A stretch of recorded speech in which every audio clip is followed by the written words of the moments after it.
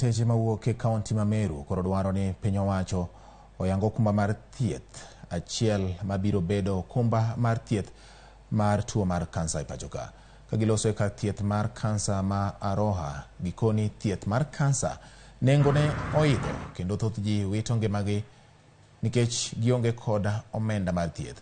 Gikwayo jatend piny William Ruto mondo mi omany yo ma inyalo kony godo jotuo mag kansa yudo thieth mopogore kod loso arambe mathoth mabende kinde mathoth ok kony e chulo nengo mag thieth kod klinik kaka dwarore ne jakansa.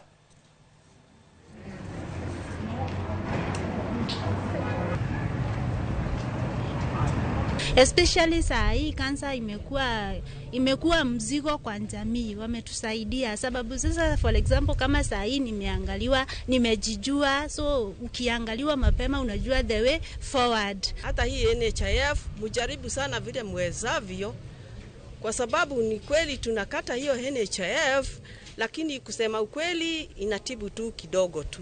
Inaweza kuwa ni sisi tu tunafanya tugonjeke hii kansa kwa sababu ya ukulima ile tunalima, maybe ni dawa tunaweka kwa mimea ambaye haifai.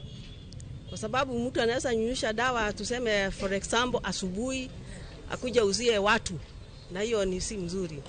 Na wakulima nimewaambia muache hiyo maneno ya kulete chakula mmepiga dawa asubuhi ama kabla siku 7 ama 14 kuisha.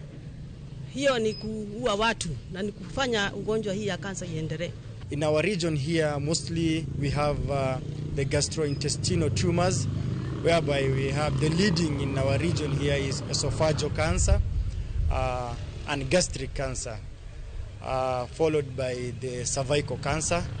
And of recent, there's an upsurge also of multiple myeloma that I've seen around.